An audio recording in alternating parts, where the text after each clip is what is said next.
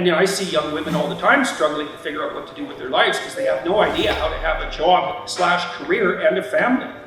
So, and there's no answer to that. It's a really difficult problem. And there's all sorts of ideas. Like, I did a lot of consulting for law firms for a long time, about a decade, and I had a lot of clients who were extremely high-functioning female lawyers, younger ones, trying to figure out how to balance their career with their desire to have a life.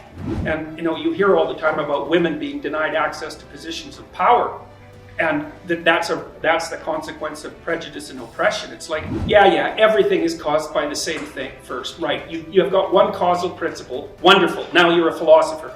You can figure out everything with it. It's like the law firms cannot keep their women in their 30s. They cannot keep them, the big law firms. They all leave. Why? Because the women hit 30, they're brilliant, conscientious, intelligent, they were deadly in high school, deadly in university, they nailed law school, they whipped through their articling, they made partner by the time they were 30. It was like they're in a rocket to the top position. What do they find when they get there? 80-hour work weeks, right? Because that's one of the things you want to think about. You think that the people who run things are sitting at home smoking big cigars and like telling their minions what to do. It's like, that's like the 1920s millionaire that's on the cover of the Monopoly game. That's no sociological analysis. I know lots of people like that, and they work all the time, from the second they wake up till the second they go to sleep. And they don't just casually work. Because I know some of you go to the library for 6 hours and you say, well, I studied in the library for 6 hours. Like, no, you didn't. You studied for half an hour. You had coffee and you looked through Facebook and, you went home and you said, well, I studied for 6 hours, and you're happy about it. But bloody well you didn't. Partly because you can't.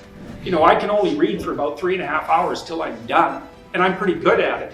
So these people who are running things, there's corrupt people, obviously, but the vast majority of them, first, are self-made, and second, they're so bloody efficient and smart, you cannot believe it. And they work 80 hours a week. And most of them happen to be men. And why is that? Because there are a small number of insane men who will do nothing but work 80 hours a week. And no matter where you put them, if you put them in the middle of a forest with an axe, all they would do is run around chopping down trees. So the issue isn't, why aren't there more women in positions of power? It's, why are there any men insane enough ever to occupy those positions? Because we also know, and the data on this is very clear, what's the relationship between money and well-being? Once you have enough money to keep the bill collectors from your door, so once you have enough money to stave off misery, which is sort of lower middle class, something like that in our society, maybe a little lower than that, extra money does not help you. It does not improve your life. So why bother with it? Well, that's what the women in the law firms think. It's like most of them, by the time they're in their 30s, are married. Almost all of them are married to men who make as much money or more than they do, because that's what women go for cross-culturally. 4 to 5 years older, equal or higher in the socioeconomic status. So their husbands already make $350,000 a year. It's like they think, well, I don't need much more money. The men use money to keep track of the competition, by the way, because all the male lawyers that I talk to are usually real hard-ass guys, really low in agreeableness, really high in conscientiousness, like conservative types, low in openness as well. And they want to win. And the reason they care about their damn bonus at the end of the year isn't even so much because of the money, it's because they got a much bigger bonus than the other son of a bitch sitting beside them, and they're happy about that. So there's a real brass knuckles competition that drives these sorts of things. But we get things backwards so often in psychology and in sociology. It's not why there aren't more women in positions of power, it's why do any men want those positions? You just have no idea the amount of responsibility that comes. If you concentrate solely on your career, you can get a long way in your career. And I would say that that's a strategy that a minority of men preferentially do. That's all they do. They work like 70, 80 hours a week. They go flat out on their career. They're staking everything on the small probability of exceptional status in a narrow domain. But it's hard on them. They don't have a life. It's very difficult for them to have a family. It may be that unidimensionality is the price you have to pay to be exceptional at one thing. Right? Because if you're going to be something like a genius level mathematician and you want to do that or a scientist, say, it's like you're in your lab all the time, you're working 70 hours a week or 80 hours a week, you're smart, you're dedicated, you're unidimensional, And that's how you get to beat all the other people who are doing that. It's the only way. But the problem is you don't get a life. Now, if you love being a scientist and you have that kind of focus of mind, well, first of all, you're a rare person, and second, you're going to pay for it. But fine, more power to you. But it's a risky business to do that. You sacrifice a lot for it. And I would say most often, if you're speaking about having a healthy life, that isn't what you do. You spread yourself out more. So, you have a family, you have some things that you do outside of work that are meaningful to you and useful. You have a network of friends that those 3 things alone or 4 things alone are plenty to keep you well oriented. And then if one of those things collapses, everything doesn't go. Now, the price you pay for that is the more you strive to optimize that balance, the less likely you are to be fantastically successful at any single one of them. But you might have a very, if you consider your life as a whole, that might be a winning strategy. One of the things Carl Jung said, I really liked this.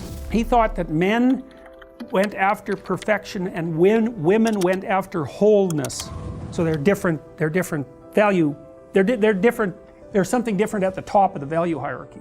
So perfection would be stake it all on one thing and look for radical success. Not that all men do that, because they don't, but we're talking about extremes, at least with regards to the men that do that.